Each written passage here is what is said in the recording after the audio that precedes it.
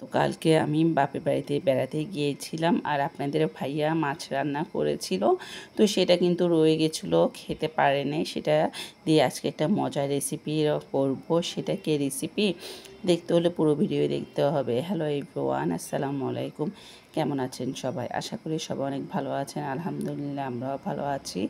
আজকে একদম হাতে মেখে ঝুঁকে আলুটা একটু ভেজে তারপরে গরু মাংসটা রান্না করব। এটা আমার আম্মু দিয়েছিল গরু মাংসটা, তো এটা ফ্রিজে রেখে দিয়েছিলাম। তো ভাবছি আজকে আমি গরু মাংস দিয়ে আলু দিয়ে একটু পাতলা ঝোল করব। তো এক চুলায় আলুটা ভেজে নিচ্ছি লবণ দিয়ে, আরেক চুলায় আমি সবগুলো মশলা একসাথে দিয়ে তারপর গরু মাংসটা বসিয়ে দিলাম। গরু মাংসতে সরিষার তেল দিলে এটা ফ্লেভারটা ভালো হয়। সবসময় আমি চেষ্টা করি গরু মাংস সরিষার তেলে রান্না করার। এখানে কিন্তু আলুটাও আমি ভেজে নিচ্ছি। আলুটা ভেজে দিলে আমার কাছে কেন জানি খেতে ভালো লাগে।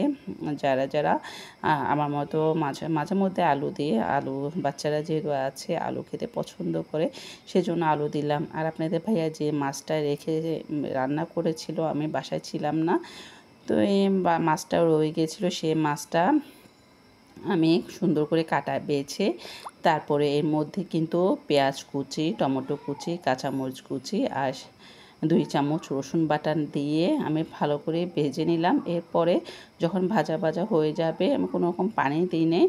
এরপরে আমি ডিম 2টা এখানে দিয়ে দিব। তারপরে বেছে রাখা যে আমি বেছে রেখেছিলাম কাটা ফেলে দিয়ে, সেটা দেখতে পাচ্ছেন। আর কোনো মশলা আমি এখানে অ্যাড করি নি। এটা এতটাই মজা, আপনারা প্রায় সময় যখন মাছ থেকে যায় মাছটা ফেলে না দিয়ে এভাবে করতে পারেন। খুবই মজার একটা রেসিপি। তো এটা আমার দেখতে পাচ্ছেন হয়ে গেছে। আমি অবশেষে ধনেপাতা দিয়ে নামিয়ে ফেলবো। মজাদার ডিম দিয়ে মাছ বা যেটাই বলে, এটা অবশিষ্ট যে মাছটা ছিল সেটাই দিয়ে আমি ডিম দিয়ে ভুনা করে নিয়েছি। এটা দিয়ে আজকে ভাত খাওয়া হয়েছে আলহামদুলিল্লাহ। খুবই মজা। বা আপনারা যখন বাসায় মাছ থেকে যায় তখন এভাবে করতে পারেন। জানি অনেকে জানে, আর যারা জানেন না তারা অবশ্যই করে খাবেন, খুবই ভালো লাগে খেতে। তো দেখতে পাচ্ছেন আমি কথা বলতে বলতে সবগুলো রান্না করেছি। এখানে লতিটা আমার খুবই পছন্দের, লতি ভাজি করেছি একদম চিংড়ি মাছ ছাড়া। এখানে ছেলের জন্য পাতলা ডাল ছিল আর চিকেন ছিল 1 পিস।